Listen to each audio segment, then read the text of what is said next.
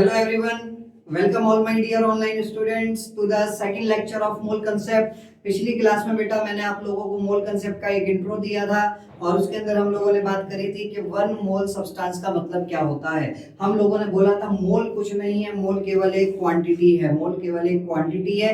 जिस तरीके से 1 डजन 12 आइटम्स को रिप्रेजेंट करता है उसी तरीके से वन मोल 6.023 into 10 की पावर 23 को रिप्रेजेंट करता है और इस नंबर को बेटा बोला जाता है एवोगैड्रोस नंबर। ठीक है, आज आगे बढ़ने से पहले आज के लेक्चर में हम क्या डिस्कस करने वाले हैं? आज के लेक्चर में हम डिस्कस करने वाले हैं बेटा formulas for calculating number of moles। formulas for calculating number of moles इस चैप्टर में क्योंकि हमें नंबर ऑफ मोल्स के साथ डील करना है तो हमें एक साथ पता होना चाहिए कि कितने कितने फॉर्मूलाज हैं जो नंबर ऑफ मोल्स निकालने के लिए हम यूज करने वाले हैं।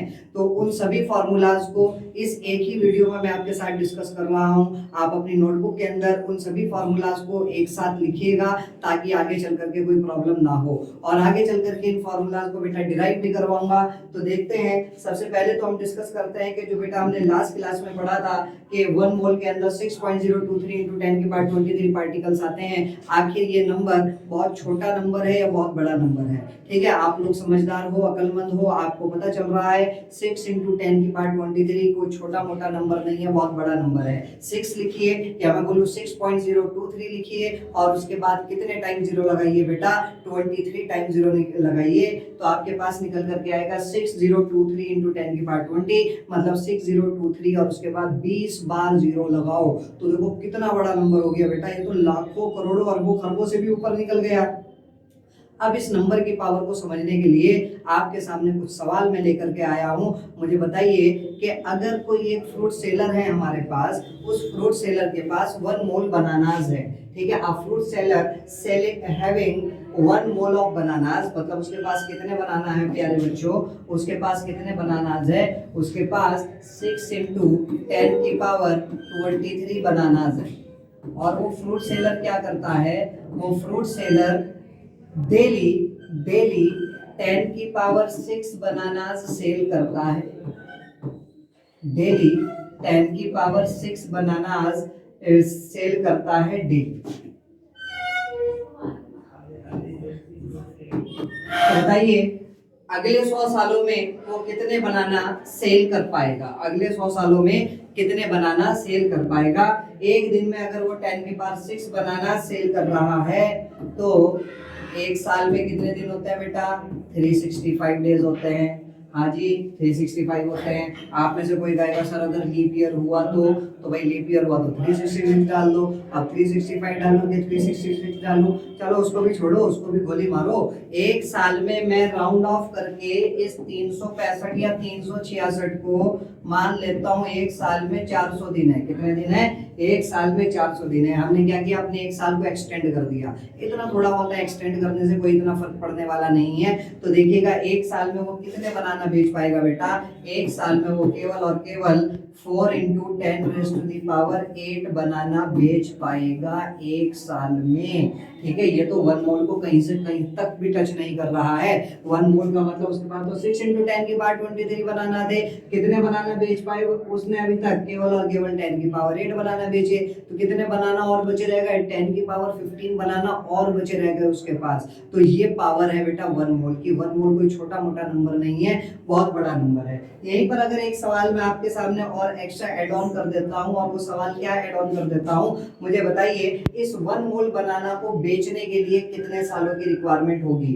ठीक है, एक साल में अगर वो इतने बनाना बेच रहा है तो 1 मोल बनाना को बेचने के लिए कितने सालों की रिक्वायरमेंट पड़ेगी? कितने इयर्स चाहिए होंगे? उसके पास 6 into 10 की पावर 23 बनाना थे। एक साल में उसने 4 into 10 की पावर 8 बनाना बेचे तो कितने साल लग जाएंगे इतने बनाना को चटकर बेचने के लिए? तो आप इसको सॉल्व कर लीजिए बेटा। सॉल्व करने के बाद कितना आएगा? 3 divided by 2 मतलब 1.5 into 10 की पावर 15 इतने साल लग जाएंगे 1 मोल बनाना को बेचने के लिए, और इतने सालों में तो उसकी पता नहीं कितने पुश्ते आकर के खत्म होकर चली जाएंगी। अरे इतने सालों में तो हमारी धरती जिंदा बचेगी कि नहीं बचेगी, कयामत आ जाएगी, प्रलय आ जाएगी, पता नहीं क्या क्या हो जाएगा। तो this is the power of 1 mole, this is the power of 1 मोल। चलो एक सवाल और आपके सामने, एक हाइपोथेटिकल सवाल। हाइपोथेटिकल क्यों बोल रहे हो सर? अरे हाइपोथेटिकल ही है। क्या कह रहा है? Suppose you have got Avogadro number of rupees, आपके पास एवोगैड्रो नंबर ऑफ रुपीज आ गए, जो कि प्रैक्टिकली इम्पॉसिबल बात है, ऐसा कभी भी हो नहीं सकता, because Avogadro number of rupees इस पूरी दुनिया के लोगों के पास भी नहीं होंगे। पूरी दुनिया की सारी धन दौलत इकट्ठी कर लो, उनके पास भी 1 मोल रुपीज नहीं होंगे, इतना बड़ा नंबर है। हाइपोथेटिकल सवाल है, अगर आपके बैंक अकाउंट में मैं आज 1 मोल रुपी ट्रांसफर कर दूं, हालांकि मेरी इतनी औकात नहीं है कि मैं आपके बैंक अकाउंट में 1 मोल रुपीज ट्रांसफर करूं, फिर भी मान लो अगर मैंने 1 मोल रुपीज आपके बैंक अकाउंट में ट्रांसफर कर दिए, और मैं आपसे कहता हूं अब आपको हर एक सेकंड 10 की पावर 6 रुपीज खर्च करने हैं। हर एक सेकंड कितने रुपीज खर्च करने हैं बेटा? 10 की पावर 6 रुपीज खर्च करने हैं। तो बताइए उस 1 मोल रुपीज को खर्च करने में कितने साल लग जाएंगे? उस 1 मोल रुपीज को खर्च करने में कितने साल लग जाएंगे? और यकीन मानो अगर मेरे पास मेरे बैंक अकाउंट में कोई 1 मोल रुपी ट्रांसफर कर दे, मैं तो आज ही पढ़ाना छोड़ दूंगा। अरे कौन पढ़ाएगा, कौन काम करेगा, घर बैठ के आराम से मजे मारेंगे। ठीक है, चलो देखते हैं। खैर आपके पास आप डेली कितने रुपीस खर्च कर रहे हो बेटा? आप एक सेकंड में 10 की पावर 6 रुपीस खर्च कर रहे हो, तो बताओ एक मिनट में कितना करोगे? Multiplied by 60। एक घंटे में कितना करोगे? Multiplied by 60। एक दिन में कितने घंटे होते हैं? 24 घंटे, मल्टीप्लाइड बाय 24। तो एक दिन में आपने इतना रुपया खर्चा किया, तो एक दिन में कितना रुपया खर्चा किया बेटा? 6 6 36 multiplied by 24 into 10 raise to the power 8। 36 और 24 की मल्टीप्लाई कर लीजिए, 864 आएगा। इतना रुपया आपने एक दिन में खर्चा किया। तो एक साल में कितना खर्चा करोगे? एक साल में कितना खर्चा करोगे बेटा? 1 ईयर में कितना खर्चा करोगे? एक दिन में 864 इंटू 10 की पावर 8 रुपीज खर्चा किया। एक साल में होते हैं 365 या फिर 366, और आसिफ सर के अकॉर्डिंग तो एक साल में 400 दिन होते हैं। तो एक साल में कितना रुपया खर्चा कर लोगे बेटा? मल्टीप्लाई कर दीजिए। 4 4 16 कैरी ओवर 1, 4 6 24 और 1 25 कैरी ओवर 2, 4 32 और 2 34 multiplied by 10 raise to the power 8 और 10 की पावर 2 कितना आ गया? 10 की पावर 10। इतना रुपया एक साल में खर्चा कर दोगे। ठीक है, तो 1 मोल रुपए को खर्च करने में कितने साल की जरूरत पड़ेगी बेटा? Number of years required to spend 1 mole of rupees. आपके पास 6 इंटू 10 की पावर 23 रुपीज थे। एक साल में 3456 इंटू 10 की पावर 10 रुपीज आपने खर्चा किया। तो दोनों को डिवाइड कर दीजिए, नंबर ऑफ इयर्स पता चल जाएंगे कि इन रुपीज को खर्च करने में कितने साल की रिक्वायरमेंट आपको पड़ेगी। इन दोनों को तो छोड़ो, केवल 10 की पावर पे ध्यान दो, कितना बचेगा बेटा? 10 की पावर 13 इयर्स। ठीक है, इतने साल लग जाएंगे आपको 1 मोल रुपीज को एट द रेट ऑफ 10 की पावर 6 रुपीज पर सेकंड खर्च करने में। तब तक तो आपकी पता नहीं कितनी पुश्तें आगे जा चुकी होंगी। क्लियर हो रही है मेरी बात अच्छे से? आई होप इन दोनों एग्जाम्पल से आप लोगों को मोल कंसेप्ट के अंदर एवोगैड्रो नंबर की इंपॉर्टेंस पता चली होगी। और मैंने बोला था, पिछली क्लास में बताया था कि डजन से काम यहाँ पर नहीं चलता, यहाँ पर 1 मोल से ही काम चलता है। बिकॉज हाइड्रोजन एटम का अगर 1 ग्राम ले लूंगा, हाइड्रोजन एटम के 1 ग्राम में बेटा हाइड्रोजन एटम के 6 इंटू 10 की पावर 23 एटम्स प्रेजेंट होंगे। ठीक है, बिकॉज एटम हमारा बहुत छोटा पार्टिकल होता है, माइक्रोस्कोपिक पार्टिकल होता है। चलिए अपनी कहानी की तरफ आगे बढ़ते हैं and let's discuss about formulas for calculating number of moles. सबसे पहला फॉर्मूला और सबसे बेसिक फॉर्मूला जो आता है बेटा नंबर ऑफ मोल्स निकालने का, वो फॉर्मूला है हमारा given mass in grams, number of moles is equals to given mass in grams divided by molar mass, divided by molar mass, given mass in grams divided by molar mass. अब sir आखिर ये molar mass क्या है? What is this molar mass? Molar mass का मतलब क्या है? तो देखो बेटा, जहां कहीं भी मोलार आ जाए, जहां कहीं भी मोलार आ जाए, उसका मतलब होता है 1 मोल का। उसका मतलब होता है 1 मोल सब्सटेंस का। मोलार मींस 1 मोल। तो मोलार मास का मतलब क्या हो जाएगा प्यारे बच्चों? मोलार मास का मतलब हो जाएगा 1 मोल सब्सटेंस का मास। मोलार मास का मतलब क्या हो जाएगा बेटा? मोलार मास का मतलब हो जाएगा mass of 1 mole of substance. Mass of 1 mole of substance. अब क्योंकि 1 मोल सब्सटेंस का मास है बेटा, तो 1 मोल सब्सटेंस का मास है तो यूनिट क्या होगी? यूनिट होगी ग्राम पर मोल। यूनिट क्या होगी? ग्राम पर मोल। आप देखिए ऊपर भी ग्राम आ रहा है, नीचे भी ग्राम आ रहा है। ग्राम से ग्राम कैंसिल आउट हो जाएगा, मोल घूम करके ऊपर चला जाएगा और नंबर ऑफ मोल्स हमारे पास निकल करके आ जाएंगे। This formula is applicable for all. It is applicable for solid, liquid as well as gases. अब थोड़ी देर बेटा हम इस चीज पर थोड़ी सी चर्चा करते हैं। आगे चल करके मैं पूरा डिटेल में आपको बताऊंगा relative atomic mass, atomic mass and gram atomic mass. Relative atomic mass and gram atomic mass. But थोड़ी देर के लिए थोड़ा सा आइडिया दे देता हूँ बेटा आपको। एक टर्म होती है हमारे पास एटॉमिक मास, एक टर्म होती है प्यारे बच्चों हमारे पास जिसको हम क्या बोलते हैं? एटॉमिक मास, और एक टर्म होती है बेटा हमारे पास gram atomic mass. Relative atomic mass बाद में डिस्कस करेंगे।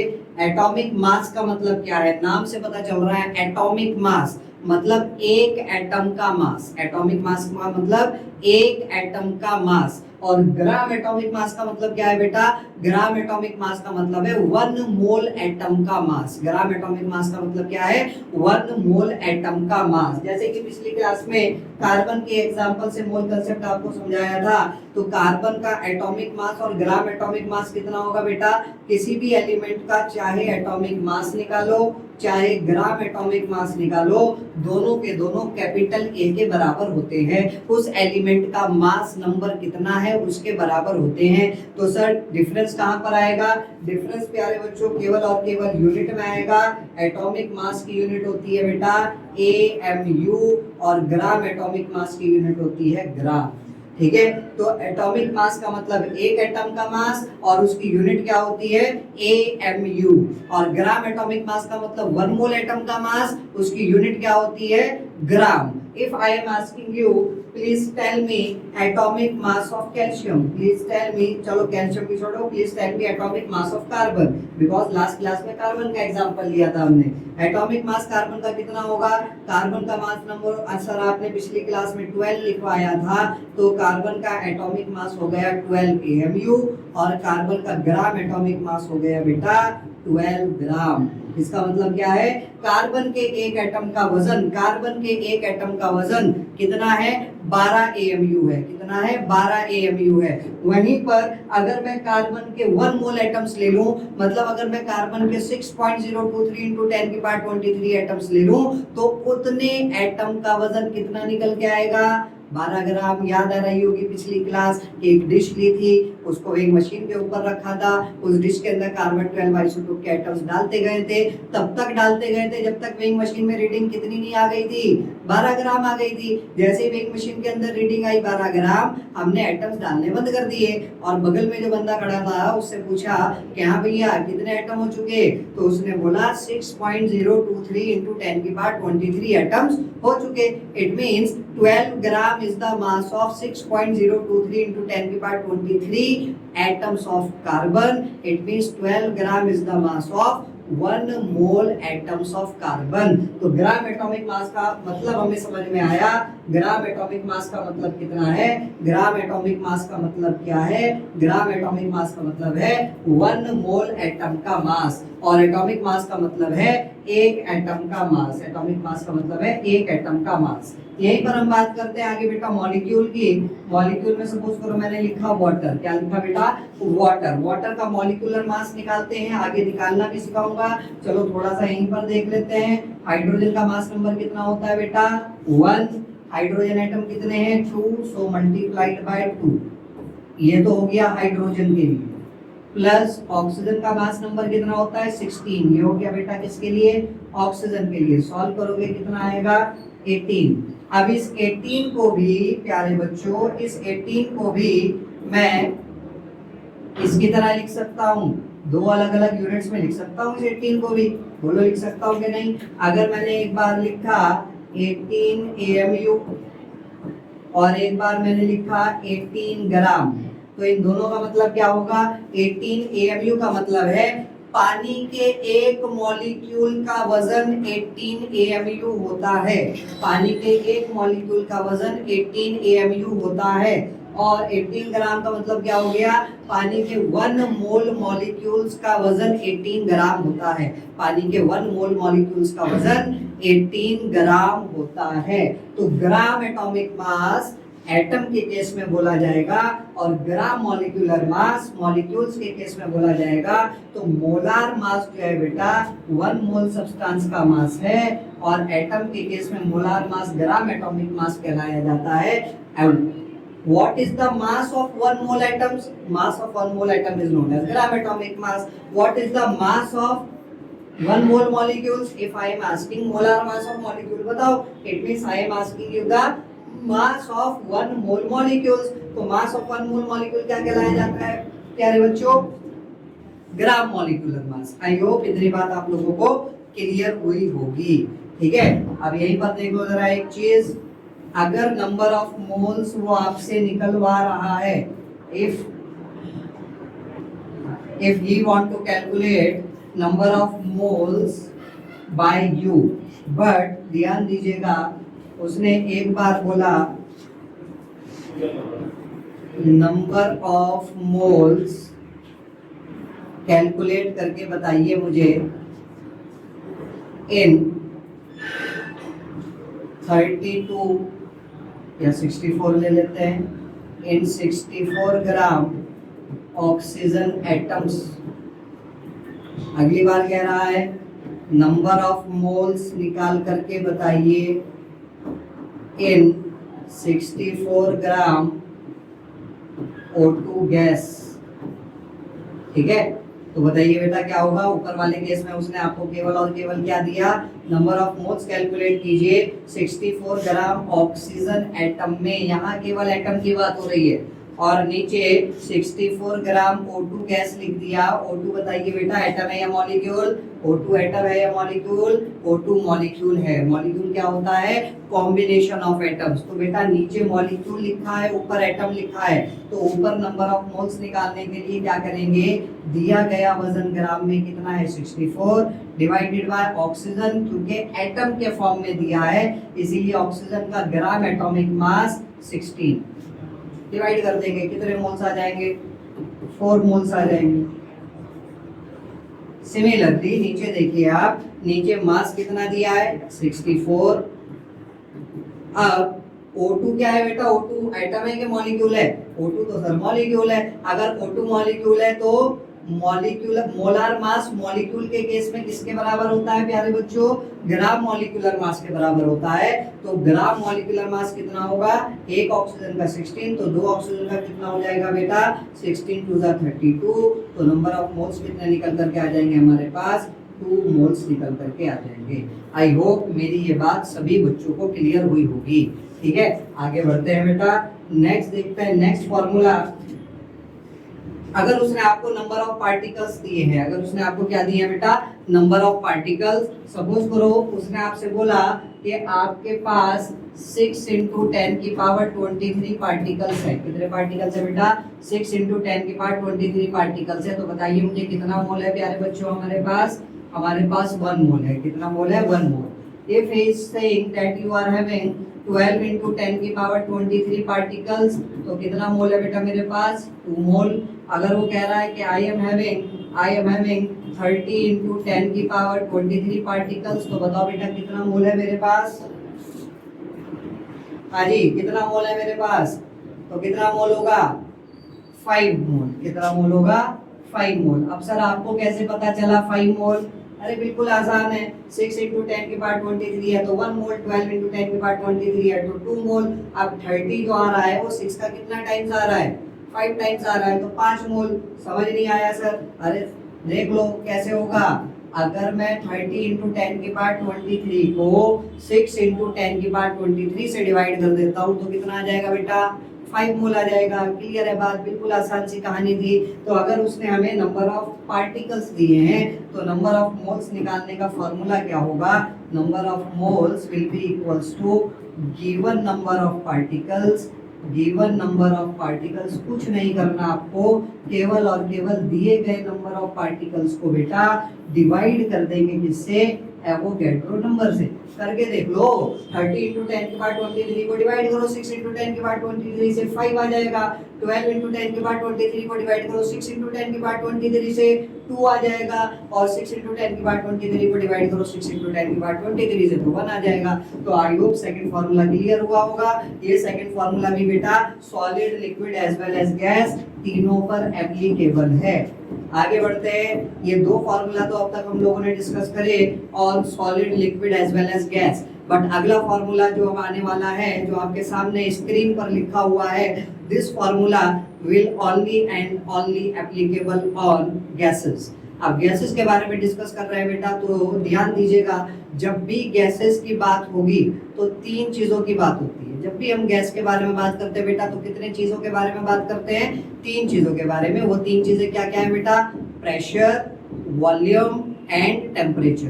Pressure, volume and temperature. ठीक है, चलो बढ़ते हैं। सबसे पहली चीज आती है हमारे पास molar volume. What do you mean by molar volume?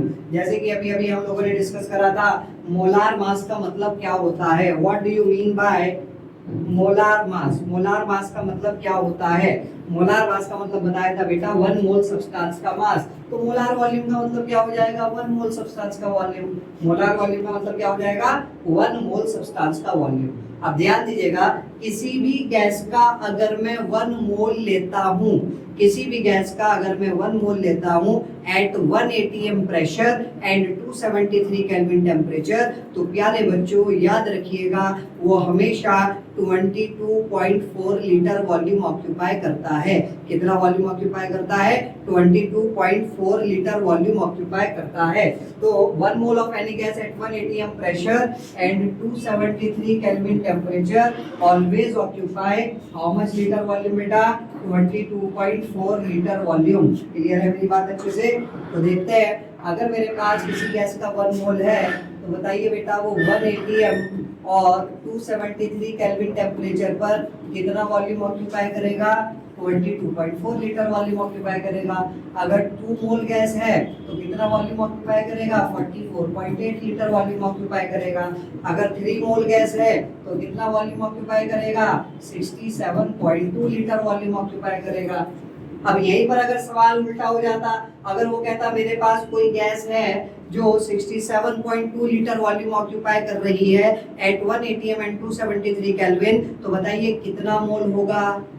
तो क्या करना? कुछ नहीं करना, 67.2 को डिवाइड कर दो 22.4 से। तो नंबर ऑफ मोल्स निकालने का फॉर्मूला क्या आ चुका बेटा? नंबर ऑफ मोल्स निकालने का फॉर्मूला आ गया given volume in litres at 1 atm and 273 kelvin divided by 22.4। और ये 22.4 क्या लिख सकता हूँ बेटा मैं? Litre per mole, because this much volume is occupied by 1 mole gas. तो लीटर से लीटर कैंसिल आउट हो जाएगा, मोल घूम करके ऊपर चला जाएगा और नंबर ऑफ मोल्स हमारे पास निकल करके आ जाएंगे। And this formula is valid only and only for gases. अगली बात करते हैं बेटा, एक टर्म आती है हमारे पास एसटीपी, जिसको बोला जाता है स्टैंडर्ड टेम्परेचर प्रेशर। एसटीपी पर कितना प्रेशर होगा, कितना टेम्परेचर होगा? तो पुराने जमाने की अगर बात करें, ओल्ड कन्वेंशन की अगर बात करें, तो एसटीपी पर वो पुराने जमाने में प्रेशर 1 atm लेकर के चला करता था। बट आज के टाइम में वो कहता है कि हम एसटीपी पर प्रेशर 1 बार लेकर के चलेंगे। क्या रिलेशन होता है सर एटीएम और बार में? 1 atm इज इक्वल टू 1.01325 बार। तो इसीलिए साइंटिस्ट लोगों ने बोला एटीएम में और बार में कोई डिफरेंस नहीं है। बताओ क्या कोई डिफरेंस है? नहीं, कोई डिफरेंस नहीं है एटीएम में और बार में। इसीलिए साइंटिस्ट लोग पुराने जमाने में बोला करते थे कि प्रेशर चाहे एसटीपी पर एटीएम में लेके चलो चाहे बार में, एक ही बात होगी।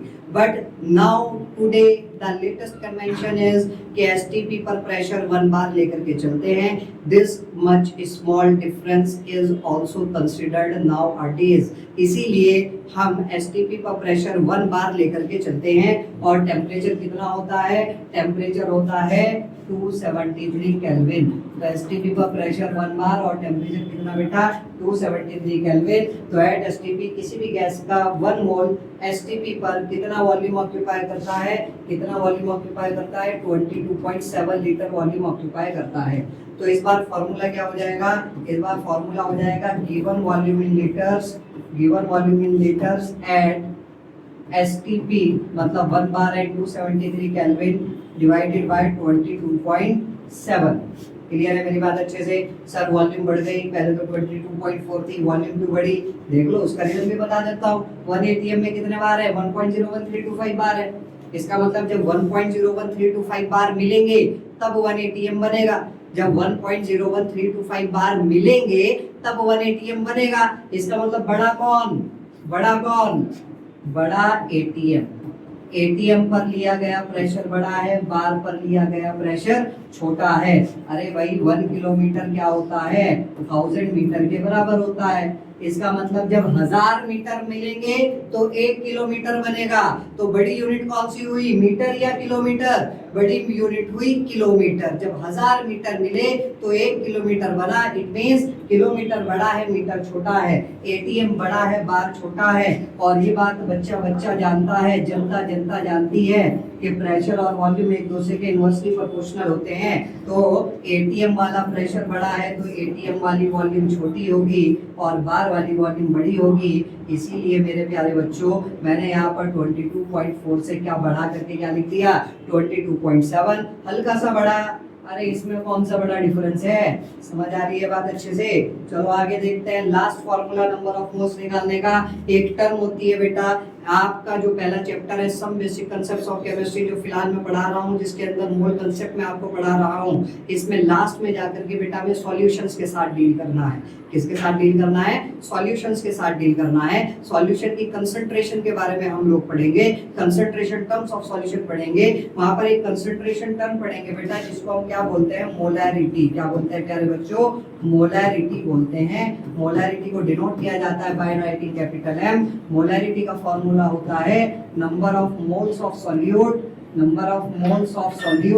Divided by volume of solution in litres, divided by volume of solution in litres. तो यहाँ से अगर मैं नंबर ऑफ मोल्स का फॉर्मूला निकालना चाहूँ बेटा तो नंबर ऑफ मोल्स का फॉर्मूला यहाँ से क्या बन जाएगा? Molarity multiplied by volume of solution in litres. ये फॉर्मूला केवल और केवल सॉल्यूशन पर एप्लीकेबल होगा। किस पर एप्लीकेबल होगा? केवल और केवल सॉल्यूशन पर एप्लीकेबल होगा। और ध्यान दीजिएगा वॉल्यूम लीटर में ही होनी चाहिए बेटा, बिकॉज अगर वॉल्यूम आपने लीटर में ना डाल करके ml में डाल दी तो नंबर ऑफ मोल्स निकल करके नहीं आएंगे, नंबर ऑफ मिलीमोल्स निकल करके आएंगे। आई होप सारी बातें क्लियर हुई होगी। ये केवल 4 फॉर्मूलाज थे जिनको हमें यहाँ पर डिस्कस करना था आज की क्लास में। इन सभी फॉर्मूलाज को अपनी कॉपी में लिखिए और आगे चल करके इन फॉर्मूलाज का बहुत ज्यादा एक्सटेंसिव यूज हम करने वाले हैं। तो आज के लेक्चर आई होप आप लोगों को अच्छे से क्लियर हुआ होगा। You have enjoyed today's lecture. मिलते हैं बहुत जल्दी आपसे अगली क्लास में। तब तक के लिए bye bye, take care, love you all.